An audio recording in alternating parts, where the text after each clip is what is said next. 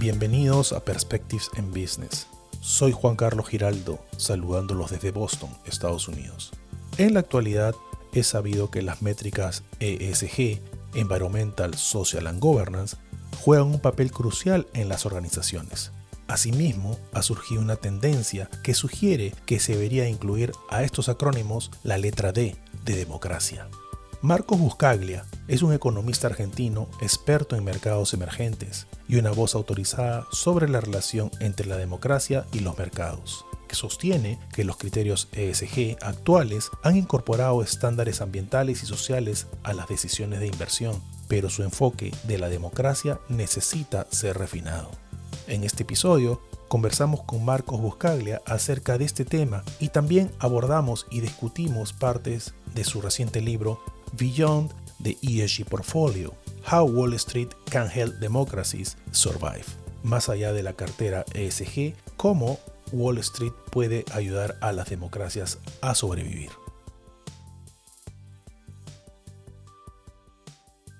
Marcos, ¿cómo estás? Un placer tenerte en mis podcasts. ¿Cómo te va? Hola, ¿qué tal? Mucho gusto a ti y a todos los que nos están escuchando. No, un placer. La verdad que me da mucho gusto tenerte como invitado porque he leído tu libro Beyond the ESG Portfolio. Entonces yo quiero comenzar primero, para entrar en tema de contexto, hacerte la primera pregunta. ¿Cuál es tu opinión acerca de las métricas ESG de una manera general? Para mí, personalmente, yo no soy economista, pero me parece que es un buen framework que permite a las empresas desarrollar ciertas estrategias en diferentes sectores de la misma empresa. ¿Cuál es tu opinión acerca de las métricas? Bueno, a ver, en general favorable, muy favorable en este sentido. O sea, responden al final a una demanda de los inversores, ¿no? Y los inversores lo que demandan es que cuando invierten, las empresas en las que invierten o los gobiernos en los que invierten no estén polucionando el medio ambiente con ciertas prácticas que no quieren. Es decir, es como una rama de ethical investment, así como hay gente que no quiere invertir en compañías de tabaco. Entonces me parece que responde a eh, esa demanda de los inversores de cambios, digamos, ¿no? De convertirse en stakeholders en lo que hacen las empresas. Ahora, dicho esto, está claro que ESG se ha sobrevendido un poco, vamos a poner así, que intenta medir demasiadas cosas, que cuando uno mira las mediciones, cuando uno mira los scores de ESG entre distintas agencias que miden scores, son digamos, muy distintos entre unos de otros. Entonces, que le han prometido a la gente el oro y el moro, o como dirían en inglés, have the cake and eat it too, ¿no?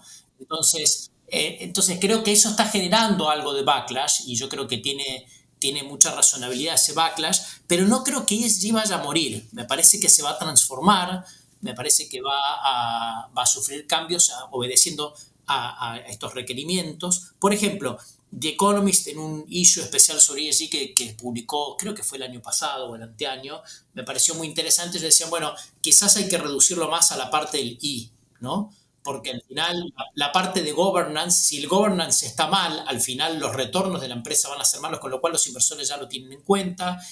Y social en cierto sentido también, o sea, si la compañía no tiene un workforce que es diversa, va a sufrir la propia empresa, con lo cual tenemos que limitarnos al I. Eso fue la propuesta también de Economist, de ese reporte especial, de Damodaran, que es este famoso profesor, digamos, el señor de las valuaciones de New York University, ¿no? De la Stern School, también habla de algo parecido. Entonces, va a sufrir transformación ESG, pero no creo que vaya a morir. No, yo estoy de acuerdo contigo. Yo creo que no va a morir. De repente necesita una reingeniería. Y hablando de ese tema de que no va a morir, en la actualidad muchos expertos, uno de ellos eres tú, que menciona que una buena estrategia es adicionar la parte de democracia al portfolio de ESG. Por otro lado, por ejemplo, hay un profesor en la Universidad de Pensilvania que menciona que hay que agregarle la letra G de geopolítica.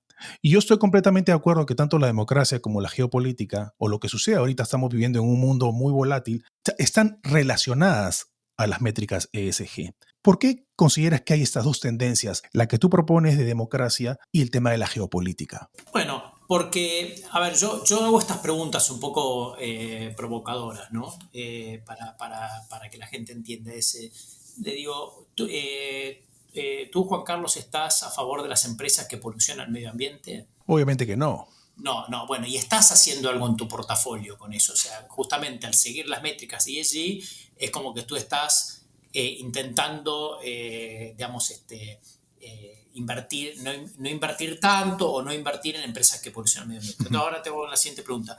¿Tú estás a favor de Vladimir Putin y de Nicolás Maduro? Obviamente que no. ¿O no? Pero no estás haciendo nada en tu portafolio.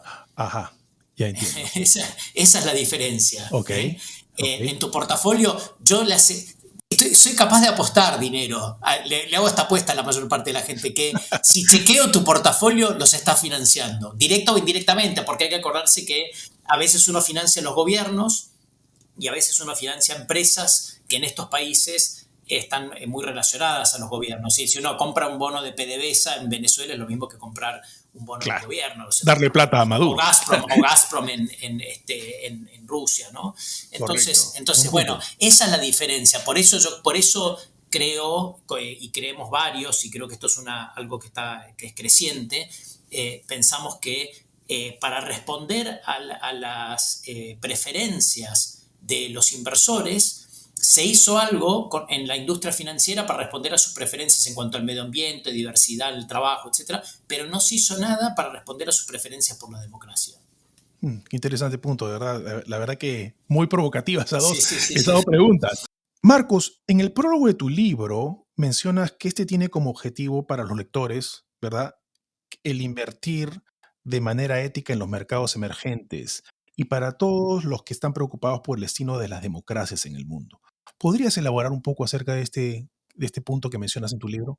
Sí, sí, y está relacionado con la respuesta anterior, digamos, ¿no? Yo lo que quiero, a ver, el principal objetivo del libro es crear este awareness, esta Conciencia. conciencia de que esto existe y es un problema. ¿Y cómo creo esa conciencia? En el libro hay un montón de capítulos donde voy contando qué estaba pasando con la democracia en distintos países y qué pasaba con los mercados financieros al mismo tiempo, y muestro cómo los mercados eran indiferentes a lo que estaba pasando con la democracia, mientras que instituciones que se dedican a seguimiento de democracia, como The Economist Intelligence Unit, Freedom House, Videm, te estaban en tiempo real diciendo la democracia se está deteriorando en este país, ¿no? Y los mercados. Entonces, lo primero que hay que hacer para accionar sobre un problema es reconocer que hay un problema.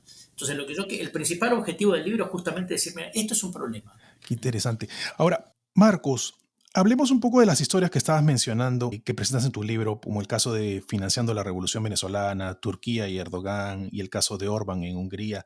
¿Por qué te inspiraste en estos verdaderamente interesantes personajes en la actualidad? Por ejemplo, Orbán, estamos viendo que está enfrentando ciertas circunstancias con la Unión Europea y le están bloqueando un poco de dinero, él está un poco revelado al tema. Ya hemos visto que ha sucedido ahorita en Venezuela con la elección. Turquía, Erdogan, embargo, emiten bonos antes de la elección, como mencionabas tú en un podcast anterior con un colega aquí en Nueva York, creo que fue. ¿Por qué te inspiraste en estos personajes? Muy interesante. Bueno, obviamente, como en todo libro, siempre la parte más difícil es saber qué incluir y qué excluir, digamos, ¿no? O sea, hay más historias para Ujú. contar, pero cuando uno mira desde el año 2006 más o menos, es que hay Ya. lo que se llama una recesión democrática en el mundo. Es decir, un Ujú. mundo que se había movido hacia la democracia a partir de los años 70, cuando empieza con Portugal, España, después Latinoamérica, después Europa Oriental, es decir, un mundo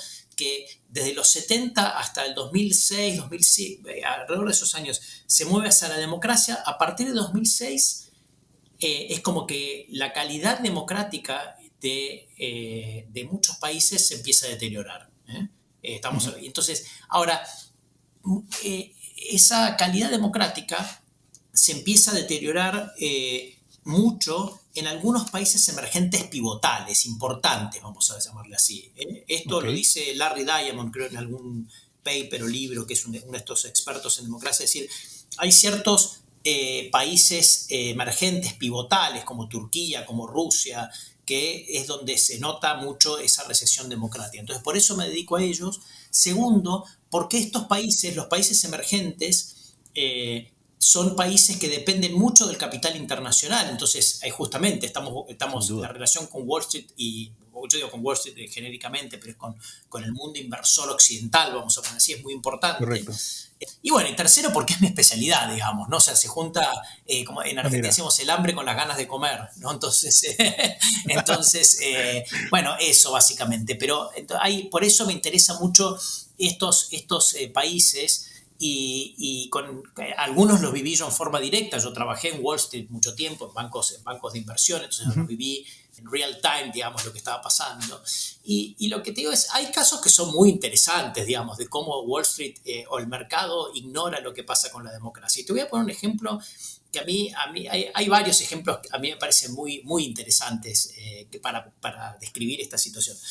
Lo que contaste de Erdogan en Turquía es muy interesante. Erdogan, para la elección presidencial de 2023, o sea, ya cualquier indicador de democracia, seguidor de democracia, te dice esto ya no es una democracia real. Hago una aclaración, que cuando decimos democracia hay muchas formas de definir democracia. Democracia, cuando yo defino democracia, no es solamente ir a votar, porque es ir a votar, es tener una justicia independiente, tener prensa libre, tener libertades. O sea, es lo que se llama una democracia liberal, no liberal en el sentido que lo dicen los norteamericanos, que tiene una connotación más de centro-izquierda, digamos. Liberal en el sentido de que hay un ejercicio de las libertades plenas.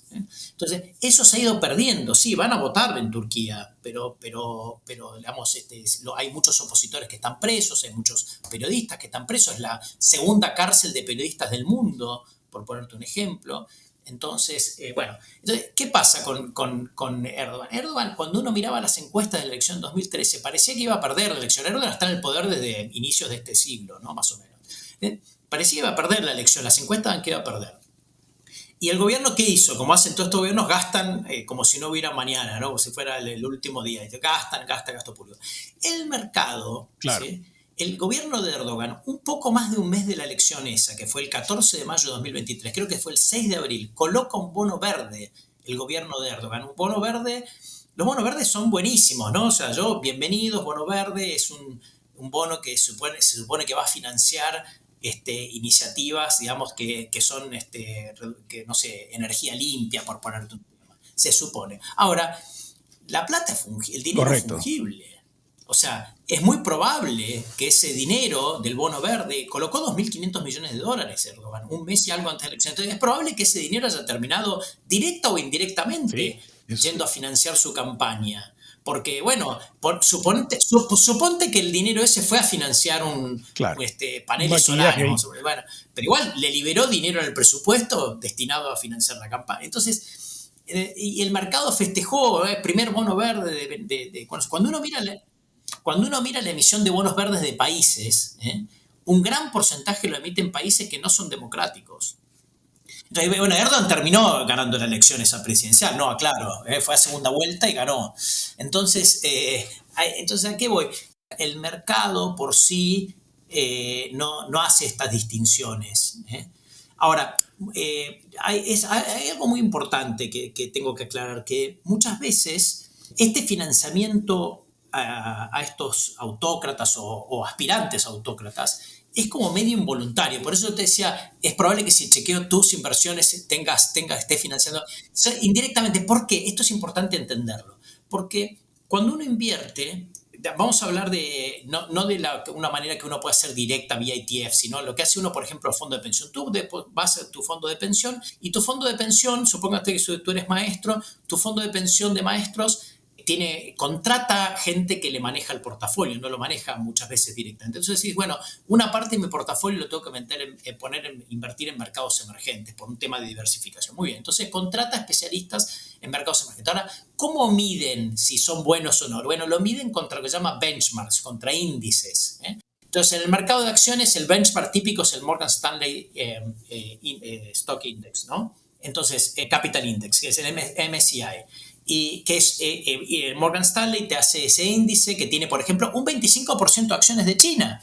¿eh? Entonces, si tu portfolio manager dice, bueno, voy a invertir en un fondo que para saber cuán bueno es el fund manager al que yo contraté, se va a medir contra ese portafolio, entonces va a tener un montón de acciones de China. Entonces, mucha gente, por ejemplo, yo veía esto en experiencia directa, digamos, siendo economista para Latinoamérica en un banco ahí en Wall Street, que mucha gente compraba bonos de Venezuela no porque apoyara al régimen, sino porque su mandato era seguir, su benchmark era un índice de bonos, en este caso típicamente de JP Morgan, son los más populares, te lo voy a poner así, que tenía un gran porcentaje de Venezuela, o sea, el índice estaba compuesto, no sé, Venezuela, suponte, te voy a tirar un número cualquiera, 5% del índice era Venezuela, entonces uno podía tener un poquito más de 5 o un poquito menos de 5%, pero no podía tener cero de Venezuela. Porque Venezuela por muchos años fue muy rentable, entonces si uno no tenía Venezuela, el, el, el, el fondo de pensión te decía, ah, tú eres un mal manager. ¿Eh? Entonces, lo que digo es, pero bueno, esta es la historia de elegí esos países, vuelvo a tu pregunta original, elegí esos países porque son países emergentes pivotales, importantes, y ahí es donde estuvo el núcleo de la recesión democrática de las últimas décadas. Antes de pasar a la siguiente pregunta, Marcos, hablando de eso, ¿tú crees que muchos inversores apuestan por esos países porque es una, entre comillas, en realidad son democracias débiles, hay más corrupción, etcétera, o no tienen nada que hacer eso? No, el inversor va a la rentabilidad. ¿Eh? Ahora, lo que es interesante es que está surgiendo toda una nueva corriente diciendo, me viene muy bien la pregunta, porque hay toda una nueva corriente diciendo, bueno, no solamente está bien invertir en democracias, es good, ¿no? Es lo que Ujú, tienes que hacer claro, como moralmente, te lo voy a poner así, sino que es correcto, profitable. O sea, como que claro. si bien el research no es 100% concluyente, te lo claro, Ujú. pero sí hay una idea detrás que está un poquito más probada, yo te diría, ¿no? Que es que las democracias liberales, vamos a poner así, crecen más que las economías que viran hacia el populismo, muy presente en nuestra región, en Latinoamérica, o que viran hacia la autocracia, que es una versión otra versión de populismo, digamos, ¿no? Otra forma de decirlo. Entonces, el crecimiento de estas economías es mayor. Entonces, no es tan difícil pensar que si la economía crece más, al final del día los retornos de las acciones o los retornos de los bonos van a terminar siendo, over the long run, al menos más elevados. Pero entonces, ¿a qué voy con esto? Si bien no es del todo concluyente y falta, me parece que hay una idea de decir, bueno, probablemente no solamente sea bueno invertir en democracia, sino también sea rentable invertir en democracias. No, es cierto. Y algo que quiero reforzar lo que mencionas, que escuché en un podcast, que es las democracias crecen rápido, empresas que tienen mejores performance en países con democracias bien seguras. Lo mencionaste también con el colega Andrés Vinelli, creo que es el nombre. Muy buen punto. Voy a esto de que es probable que, de nuevo, que si bien el research no es del todo concluyente, que si estoy invirtiendo en una empresa que está situada en una economía que es democrática y por lo tanto va a crecer más, que la empresa termine creciendo más. Obviamente mucha gente menciona, bueno, pero está el caso de China, ¿no? Y China ha sido the elephant in the room, ¿no? En las últimas décadas. Pero fíjate que al final los retornos de invertir en China no han sido tan elevados. No han sido tan Mm, elevados porque esto es otro tema importante que está relacionado con democracia y rentabilidad, vamos a poner así. En una democracia liberal también se respetan los derechos de propiedad. sin duda. En una no democracia no te respetan los derechos de propiedad. Entonces, fíjate lo que ha pasado en muchos eventos en China, por ejemplo, no sé, en un momento, creo que fue 2023 o 2022, que hubo un ataque a todas las empresas de educación online, es decir, o lo ponen preso a Jack Ma, el creador de Alibaba. Es decir, mismo en China, que es el caso de autocracia con alto crecimiento, la rentabilidad no ha sido tan alta porque al final también te afectan tu derecho de propiedad. Y aclaro además que si bien el caso de China obviamente es un caso de crecimiento económico alto, hay un montón de ejemplos de autocracias cuyo crecimiento ha sido muy malo, ¿no? Sí, interesante.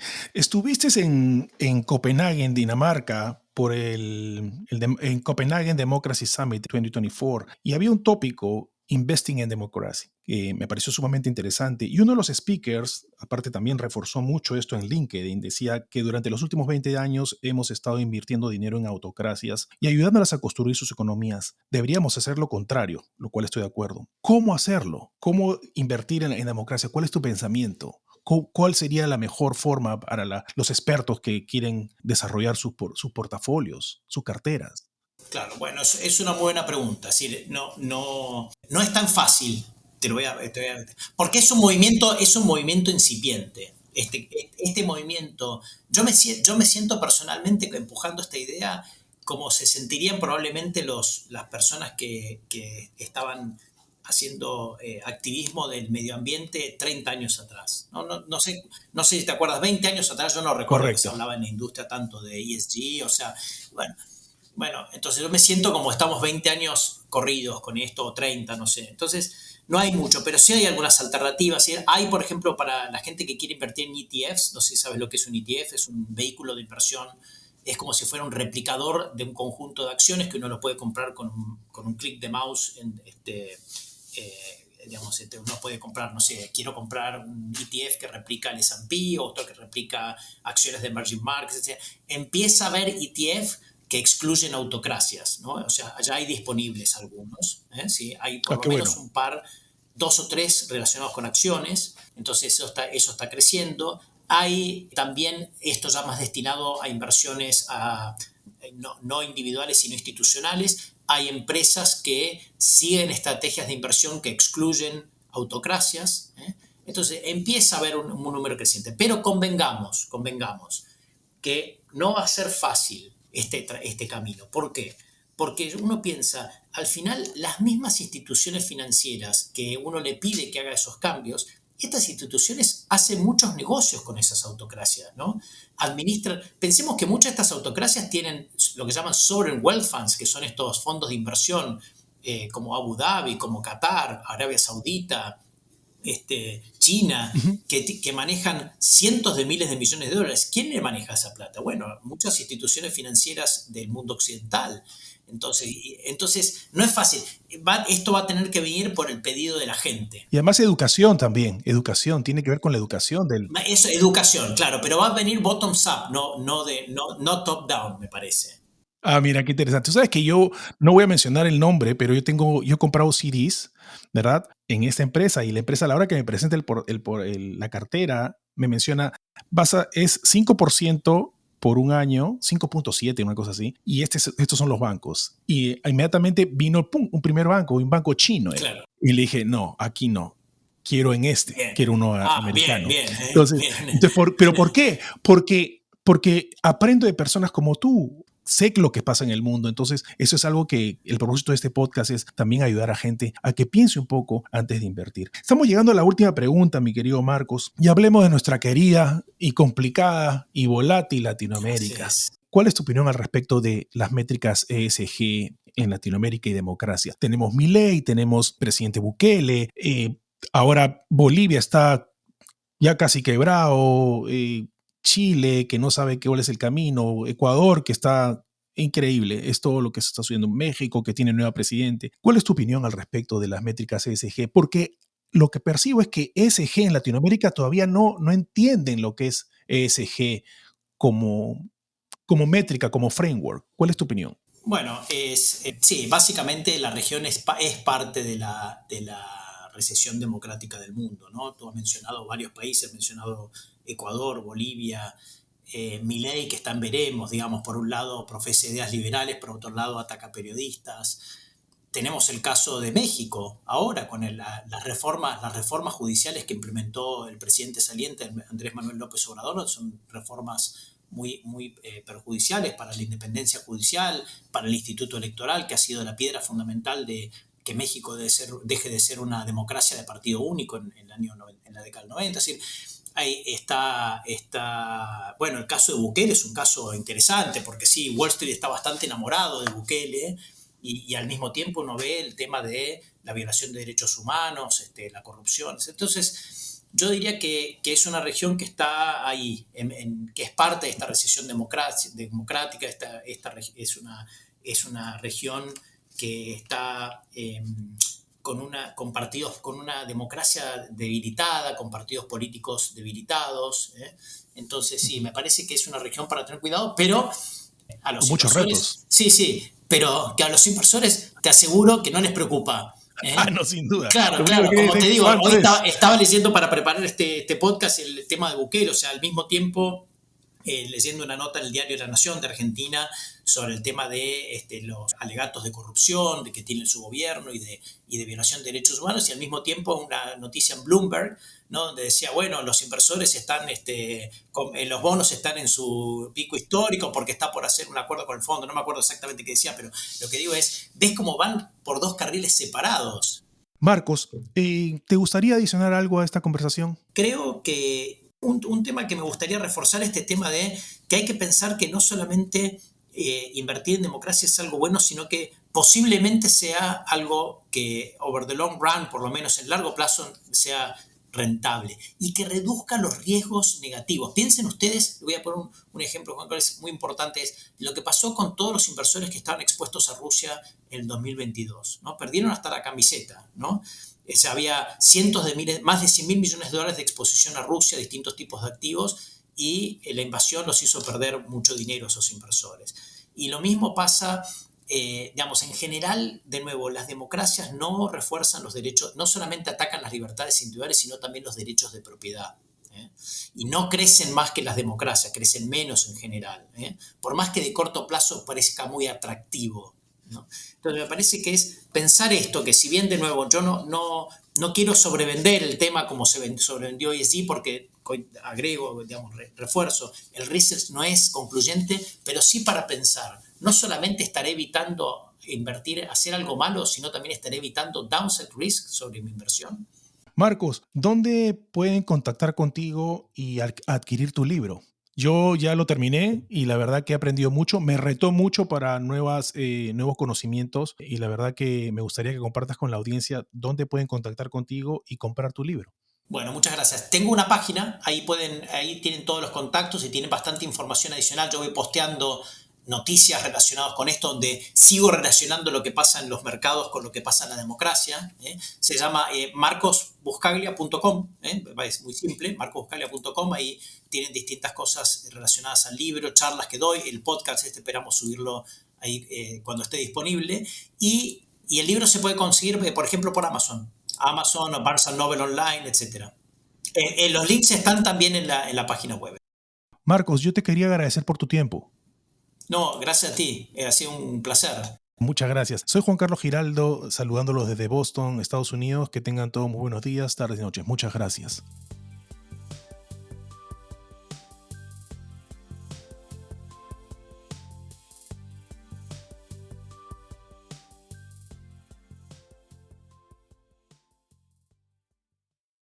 Las opiniones vertidas en este episodio son de índole personal y no tienen ninguna relación con mi actual empleador.